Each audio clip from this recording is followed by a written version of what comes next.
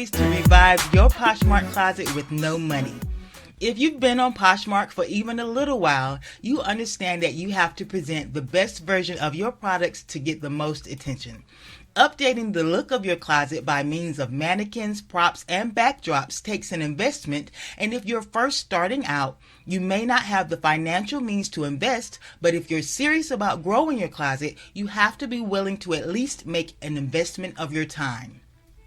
When I first started out, I was using a hanger on a door with no attention to aesthetic detail at all. I was struggling financially and I barely had the money to invest in clothing, let alone photography props. So I completely understand having to be imaginative and creative because I didn't have a choice when I first started.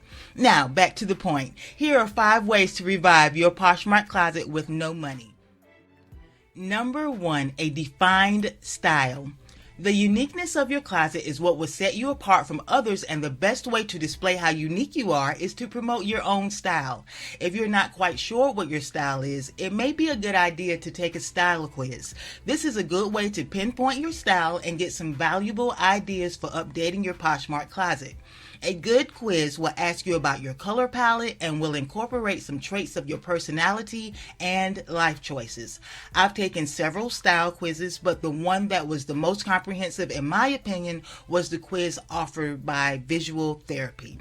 I'll be adding a link into the description box of this video. Your final result will let you know if your style is classic, chic, whimsical, bohemian, or avant-garde. The quiz also provides percentages based on the strength of your selections to give you more customized results. Once you learn your style, you can use this information to search for images that have your style type. With some imagination, you can create your own version of an image or get inspiration from that image and use your style and personality to express yourself. This site is not secure, so I wouldn't necessarily suggest joining their mailing list, but that's up to you. It's free and it offers valuable information, so I think it's at least worth a look. Number 2, give your closet a uniform. All of your pictures don't need to look the exact same, of course, but the same theme or background is the best way to go for a neat, uniformed, more professional looking closet. One of the easiest ways to do this is to use the same or similar backgrounds for all of your photos. It's suggested that you use a plain white or light background for your pictures. This puts focus on the product and it's a cleaner look, but that doesn't necessarily mean that you have to use these colors. A closet with a uniform background, regardless of the texture, wood, stone, outside, etc., doesn't matter, can still have a professional or at the least a closer to professional look. Okay, so number 3, take your own photos. Using stock photos for your cover shots is okay, but your own photos express your style and personality. Not only that, your photos show the actual condition of the item, and it's a more trusted photo because it's the actual product. This may not be as much of an issue after you have a decent following, but when you're first starting out, it can stifle your sales a little bit. Not saying that things won't sell, just saying they may sell a little slower. When taking your photos, attempt to take your photos in natural light. This is one way to take pictures without having to invest in lighting initially. If you don't have access to natural light, use your home's lighting. It's not as good as natural light, but it's better than the flash element on your phone. Just a note, Poshmark does ask that you either take your own photos or get permission to use stock photos before using them in your listings. At this time, there aren't any stated penalties for using stock images without permission, as long as the images didn't come from the Poshmark platform, of course. But on the flip side of that, the brand itself could ask that your listing be pulled if they discover their photo is being used without their consent. Just saying, something to think about. Number 4, try to stay away from hodgepodge.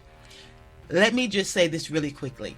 If you're first starting out, you may not have much choice with your selection of background. You're making it happen with what you have. I get it.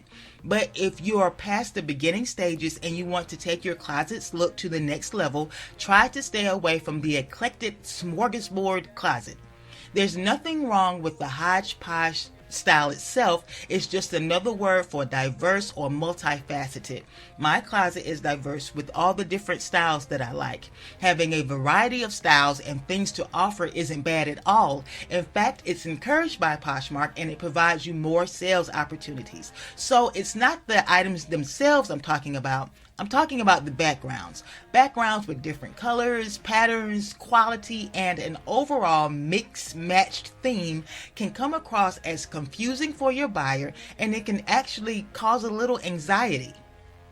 Let me repeat, this is okay to start, but over time, and if you want to grow, you'll want to work towards making your items look like they belong to the same closet or belong to the same brand. Your brand, that is. Number 5, use what you already have. One of the easiest ways to update the look of your closet is to use what you already have. When I first started, one of the first things I used was poster board, and I took lay flat photos. Unless you're completely in dire straits, you probably have a sheet, scrap material, or at least a hanger for your photos.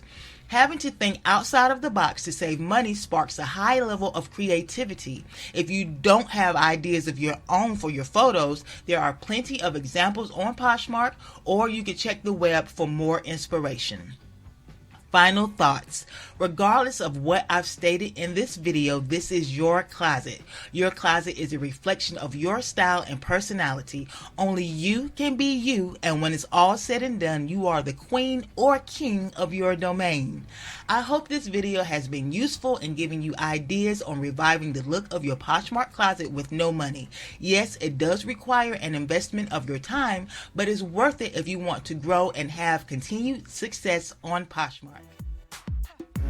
And as always, have fun, explore the community, create connections, and make some money. Happy poshing!